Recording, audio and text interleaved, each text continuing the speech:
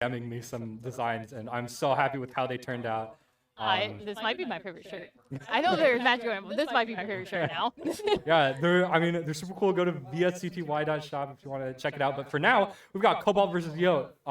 Despite what the score counter says, this is game 1. We'll get that updated when we can. I'm saying you can't even really predict. You can't even really predict the time I don't know. that it's gonna happen. So yeah, we will switch out. Well, I'm not trying to bother you. I'm just saying, like, somebody's down here. Yeah. Oh, yeah. Yeah. 4 o'clock we'll switch out because we're an hour. Wow, Cobalt closing out that game, closing out that first stock in game 1, pretty dominantly, and that's kind of surprising because we'd see that in a lot of Cobalt's matches, but Yote has had like a meteoric rise recently. It's been really fun to watch. Cobalt definitely. Hopefully he has head in game.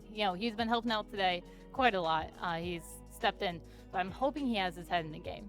Yeah. That's the biggest thing here. Yote, however, Yote easily can bring this. Like, I can't even predict who's gonna have this at all. Yeah, I mean, it is so cool to see like this matchup being this kind of like pillar of Iowa Smash and Cobalt, this just kind of like consistent rock that always stays like around a PR level, just always doing that, compared to Yote, who like just rose up so quickly and ended up on PR this season, really trying to prove himself out here, I feel like. I think definitely, I mean, both these players, again, at Summit, the most recent big one. Oh, nice. I mean, it is sometimes hard to see your opponent live to like 170 against your Pyra, but like keeping your head in the game, just understanding when I find the hit, he'll die, right? Yeah. Such an important, kind of mentality to have. Yote, Cobalt missing that tech chase barely, but Yote really, what I like about his play is that he's content to find those hits here and there as he just seals out the second stock with a down air. I just looked away for a second and all of a sudden he's down to 1 stock. Yeah, I was talking about how Yote needs to kind of like keep composed, find his hits, stay consistent, and he just explodes Cobalt there. Pirate Dare, I mean, oh my god. And he's starting out this last stock with a 50% combo. Yote definitely, we said he was on the rise and, PR this season. Yote has the ability to easily go further. I mean, we have seen Yote play, and even right now, we gotta update the score. I hate to be premature about it, but yeah. All right, one sec. I stole Gorb's mouse. It's not moving. I don't see the mouse. Oh god, I'm pinning. Okay, I'm sorry, Gorb. Gorb. I didn't mean to steal your mouse. I'm not gonna fuck it up. Gorb just looked at me from across the room. Okay, so wow, Yote took the first game. Yeah. Can you update score real quick? The first game, yeah. Update score. It's 1-0 Yote. Yeah. I mean, it was so like Cobalt was slowly building up with this lead, and then Yote just pulls the Uno reverse card with that Pirate there. Doesn't have another stock taken off. It is so cool to see. Cobalt hasn't taken a game yet. I don't know why that was still up. Thank you. Yeah. No You're problem. good. But yeah, we've got game 2 Cobalt Yote here. I mean, I'm obviously not gonna call it early because like something I really want to see in this matchup is that R.O.B can edge guard so efficiently with gyro and dare. I mean, and his infinite up B recovery. I mean, right? let's be honest. The joke. I mean, we always talk about the Cobalt ladder. Yeah, exactly. Let's look here. Yeah. Cobalt can often come off as an underdog at times, but but he's always got that dog in him. That's what I love about Cobalt. Always has it. Yeah, we actually, something I really want to point out there is that, Yote was expecting Cobalt to throw that gyro out there while getting edgeguard and caught it. I can't talk on that for too long as Cobalt seals out the first stock, only taking 27%. And, we're talking about a slow lead being built up in game 1. This game 2, it's quick, right? I think Cobalt, just watching him play, like, being part of, technically being part of Dubuque Smash, you can never. What do you mean technically? You're part of Dubuque Smash. I don't live in Dubuque. That's the thing. But no, you can never be positive of what he's gonna do. He changes it so often. Yeah, I mean, I love seeing Pirates do that just to extend their advantage just a little bit more. It's so fun to see. And right now Yote needs that because if Cobalt gets another good ledge trap, you are dead. As we see Cobalt looking for that bear, not quite gonna hit. Nice punish from Yote, but not taking anything quite yet.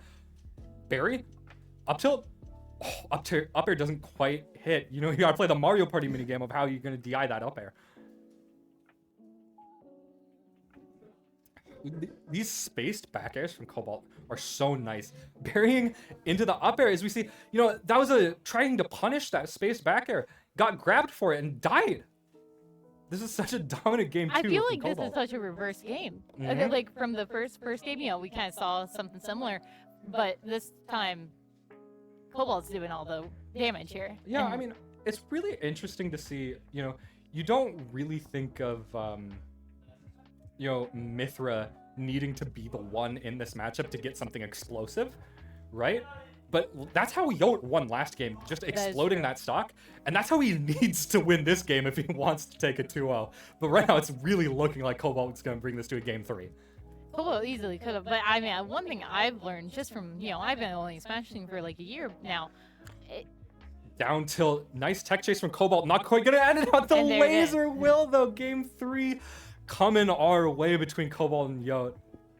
Yeah, no, I mean, it's so easily changed up at the last minute, and it's something that I've always seen. You expect, you start expecting things, and it just changes automatically. 100%. I mean, Cobalt really, I don't want to say digging in, but like, there's a kind of like base Cobalt style that I kind of see where like you're spacing these back airs, and then you are taking advantage of your punish game, right? And I didn't really like Cobalt obviously going for nice options, but like that was his game plan throughout the entire time, just kind of like wait on his side and I don't want to see myself just again. kind of like space these nairs, space these back airs, do very safe things, and then wait for Yote to do something unsafe.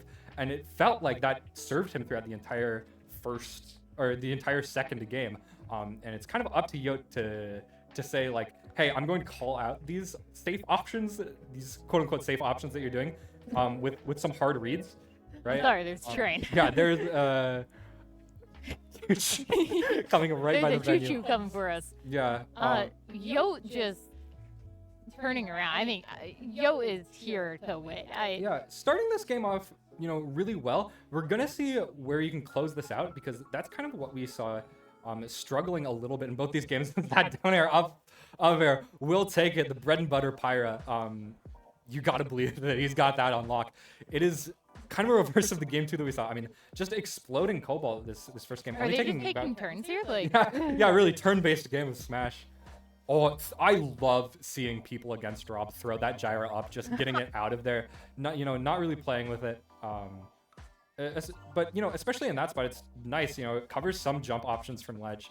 Missing that laser shoot there, though. I mean, yeah, for sure. Cobalt definitely need to bring something back here. I'm not emphasizing this like overall. Like, I'm not saying this is like his only way, but I really want to see Cobalt kind of take Pyramithra out there and go for these edge guards.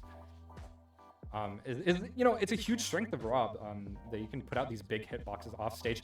Oh, I really like that idea, going for the back area. This time Yote punishes though. I really like to see that. Oh, Yote going for something cheeky there. That throwing it downward on the gyro, looking for something after it sends him forward. Great patience there from Yote, not extending too far up, because I mean that's a recipe for reversal. I think both of these players are very patient when it comes to it. Wow.